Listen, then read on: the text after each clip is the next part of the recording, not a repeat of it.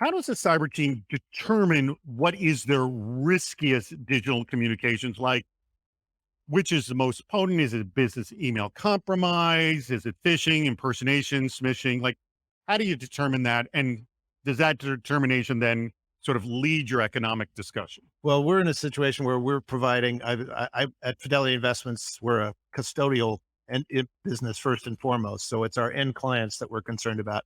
And frankly, a lot of them are emerging businesses that are smaller and don't really grasp the nature of the risks they're facing.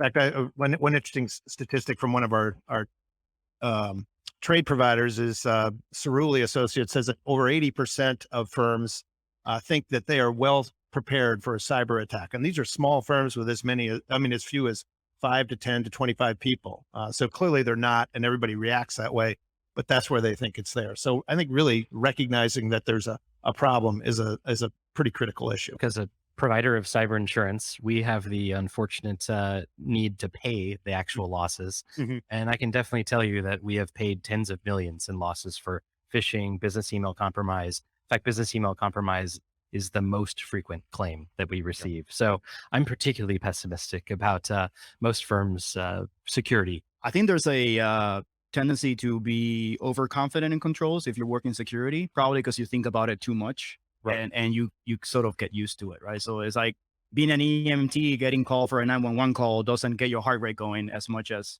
if you're the neighbor from the person who's getting the ambulance come in, your heart rate is going. So I think there's some similarities there. I think a lot of people get the math of insurance wrong, which is to say we're amortizing the cost of loss across hundreds of thousands of businesses. Right. So that one particular business takes an action actually doesn't allow us to reduce the price by that much. So the most effective tool we have is just whether you can get insurance or not, whether you can renew your policy or not.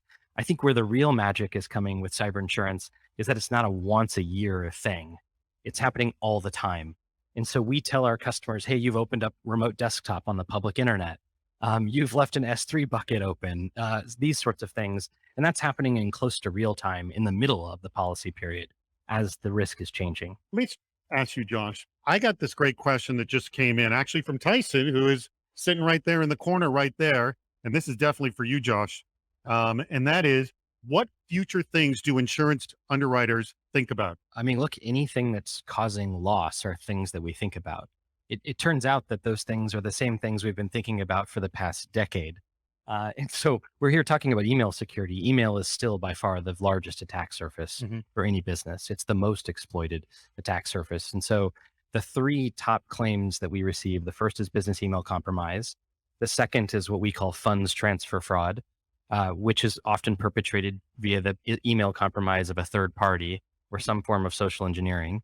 And then the third is ransomware, Mhm. which can involve an email component or is very often remote network access on the public internet, like that open. What does an actuarial table look like from ransomware? It can't have like the consistency of any other normal insurance we know of, like, housing insurance and auto insurance like that. Like, what the heck does that thing look like? Well, so the challenge in the insurance industry is you have to determine your price today, but you don't know what your cost of goods is until Yeah. a year or more later. And that's what's happened. Like cyber insurance was underpriced over the past 18 months. Mhm. And now the piper is coming home. That's the challenge. But the real fear of like what are underwriters thinking about, what are actuaries thinking about is not any individual loss of a company, like those the industry can weather. It's the proverbial cyber hurricane, right? Mhm. Where lots of companies file claims simultaneously. Have you had something like that yet? So far, it hasn't happened, right? But every time someone says Log4j or SolarWinds or whatnot, the sky seems to fall in the cyber insurance industry. But that's the real fear, and that's the unknown. And there are reinsurers that literally believe that 60% of the world's computers can go offline at the same time.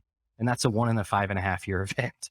That makes it very difficult to offer cyber insurance if you believe that's the case. And so that's where a lot of the thought is going in right now. Here, this question that came in from Dan: what steps can we take to reduce risk? We talked about, the pause and wait. Are there some other big things we should be doing? Amelia, what do you think? Definitely protect your accounts with MFA, right? So that your credential Yeah. stuffing or theft is taken away, and then create a culture of awareness that people can just easily report suspicious messages. make it open. So even if it's just an actual official email, they don't get reprimanded for it. How are you instilling a culture, right? And I think that's my message outside of the MFA and controls and everything is, how do you build a culture of openness and transparency where people know where to go to, who to go to, when, and that nothing will happen to them if it was a good thing or a bad thing. And that security is thinking, to your point, that the initial point of compromise should not take down the whole company. So like think with them and work with them on the processes, maybe create that process gap that you said around when you get the email, it'll take 10 minutes before you do it, right? So work with them. The framework we use is you can do three things with risks. You can accept them, you can mitigate them, or you can transfer them, which is of course what insurance does. And by definition, you cannot mitigate all of them. Like it's not a linear line that goes to zero. It looks like a diminishing returns curve where you could have an infinite security budget and hire all the Emilios in the world, and bad things can still happen. Right. Whatever you haven't transferred or mitigated, you have accepted. And so a lot of people ask, like, how many people have insurance? And I jokingly say all of them. It's just some self-insure and others purchase it from someone else. I've been emphasizing this issue around smaller enterprises need to become more aware of it, but I also think that they've got to recognize that it's not just about training people. It's not just about processes, but they need, supporting technology, like what we're doing with Armor Blocks, supporting technology that really can help catch and prevent and identify a lot of that. I think that's going to go a long way towards mitigating some of the challenges that many of these firms face. And frankly, start to think around risk management and not just about growing their firms and all that kind of stuff.